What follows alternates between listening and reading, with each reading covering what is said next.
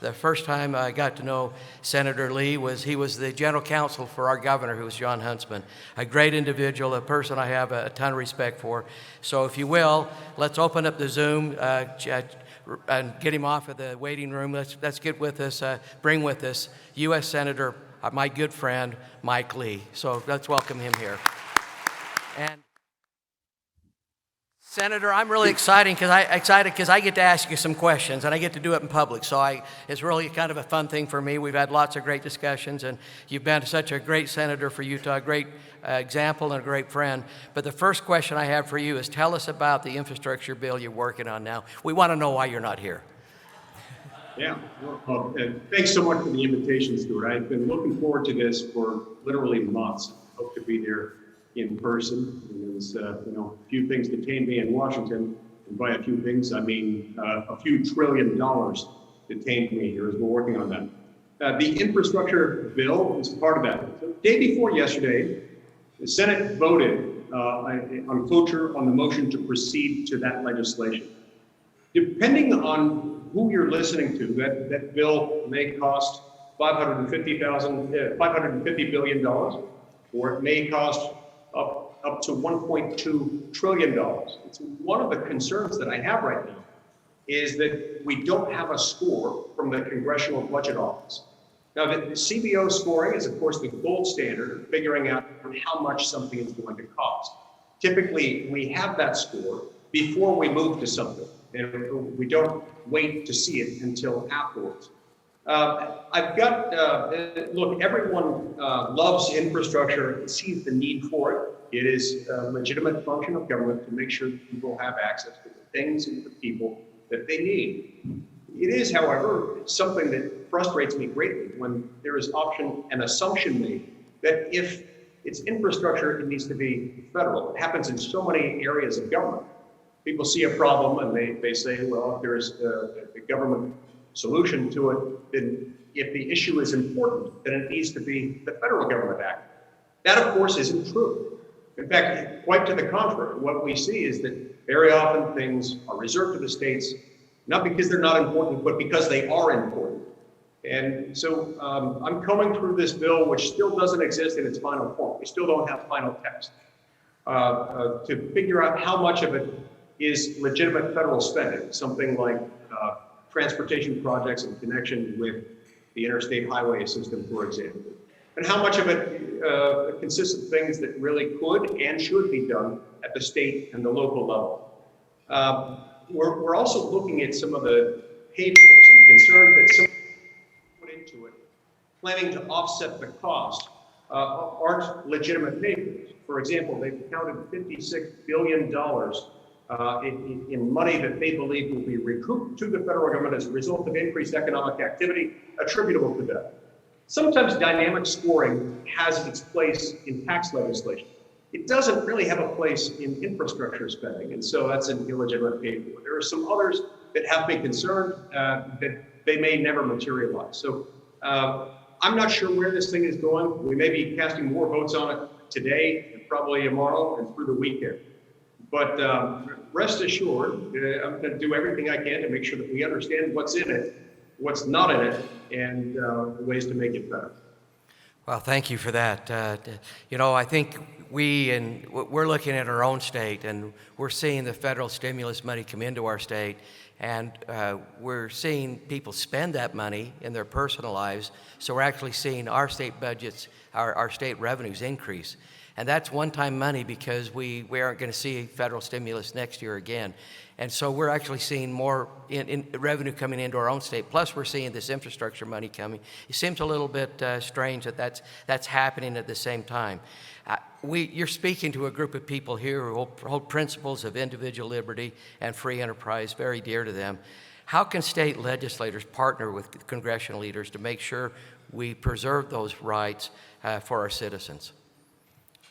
President Adams, it's a fantastic question. I'm so glad you asked it. I think a key to returning to federalism, like the founding fathers intended and like the Constitution requires, and that is returning to a federalism where states have the vast majority of governing power and responsibility. is for state leaders to be supremely jealous of your role, your primary role, and to not be enticed by what may be at the time attractive looking offers from the federal government, by what might appear at the time to be free money when in fact it's not. Look, every time the federal government offers states money, it's part of a deal. Part of a deal designed first and foremost to bring momentary praise and adulation to federal lawmakers. Now, while the money can be easily spent, the power that states accede to the federal government has almost never been returned to its rightful owners, which is you.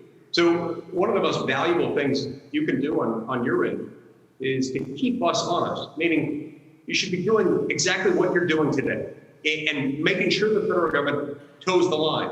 Checks and balances need to be patrolled. Separation of powers need to be guarded. You have just as much of a role in that as anyone else in our republic today. And of course, what we need at the end of the day is for federal lawmakers, all federal elected officials need to start recognizing that there is in fact a difference between state power and federal power. We also need to recognize that we're not always helping when we take money from you, meaning take money from taxpayers in your respective states, move it to Washington, run it through Washington's filter, where some of it sloshes around and gets spilled, and then reallocate it as a few government bureaucrats here in Washington deem appropriate. In the process of doing that, we not only make things less efficient, but when we send that money back to you, it's often less helpful to you because it's federal money. In Utah, for example, I'm told that it's not uncommon for 30, 35%, maybe even more money than that, to be added to the cost of highway projects the minute there's federal money involved. It's because it comes with all these strings, all sorts of regulatory requirements that come with receiving even $1 of federal funding for that project. And so we're making the whole thing less efficient, resulting in fewer Americans benefiting from it. And we can all work together to push and pull power to back where it belongs, which is with you. So really appreciate that, Senator, and your knowledge of that. You're exactly right. We have rural areas of Utah that get federal money, federal transportation money. We actually replace that money with state money, 75 cents on the dollar, and we have a backlog for people who want that money because of the lack of strings on state money and the regulation we have on federal money as it comes from the federal government. Does not make sense. I've got a couple more questions, but we got a few minutes left. I know you love ALEC, free markets, limited governments, and appreciated your comments on states' rights and federalism. But is there anything you'd like to share with us before we end it? If not, I've got a couple more questions, but I'd like to give you a minute just to share some of your thoughts, Senator Lee. Oh, thank you. Look, I think it's really important that your focus has been on limited government, free markets, and federalism. And unfortunately, as all of you know too well, these things tend not to be too popular in Washington. And it's fitting that I was asked to speak about these things together, as none of them can exist without the other. They're inextricably intertwined. You can't de-link them.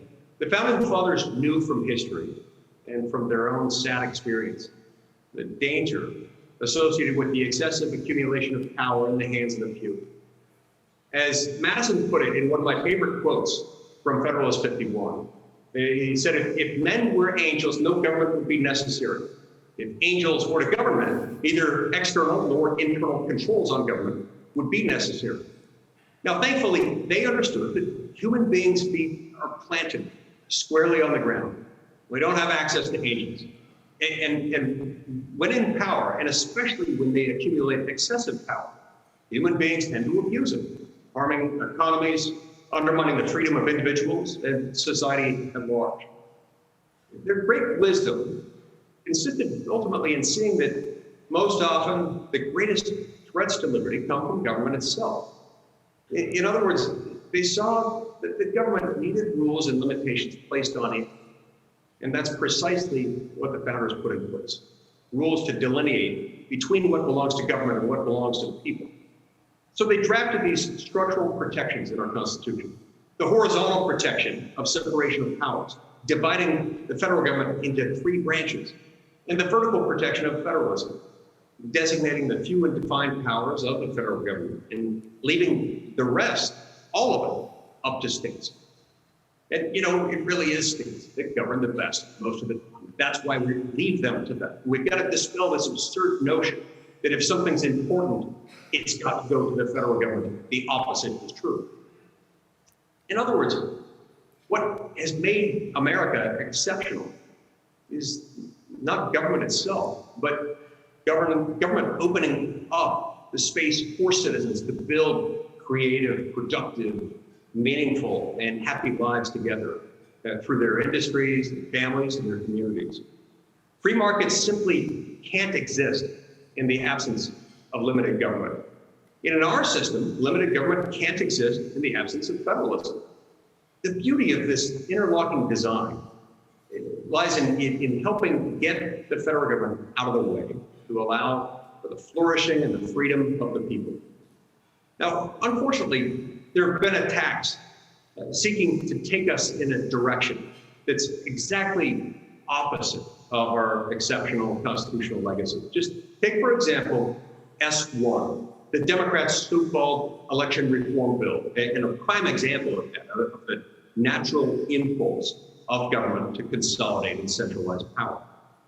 It's deceptively named the For the People Act, and it's a bill that would overturn effective, organically developed voting laws that exist in all 50 states, and then would replace them with federal mandates written behind closed doors by Democratic activists and politicians. So this is something that we know doesn't belong to the federal government. We know that the Constitution reserves primary authority over voting laws to the states, to you, precisely to protect citizens and communities from abuse and corruption and to empower the people to hold their leaders accountable. So this bill, S1, would flip that principle on its head, making it easier for politicians to hold perpetual incumbency and draw even more power under the domain of the federal government. Now, unfortunately, the push to centralize federal power is not just one that's happened in recent years, but it's been a steady march for many decades. Ever since its birth, the objective of the American progressive movement has been to elevate into positions of power individuals with the right background, the right social status, temperament, degrees, and ideology, so that they can regulate every aspect of our economy and every aspect of our society. In order to make that objective possible, they're put deliberately into positions in which they're more or less insulated from the political winds of the day. Now, on the surface, this may sound appealing.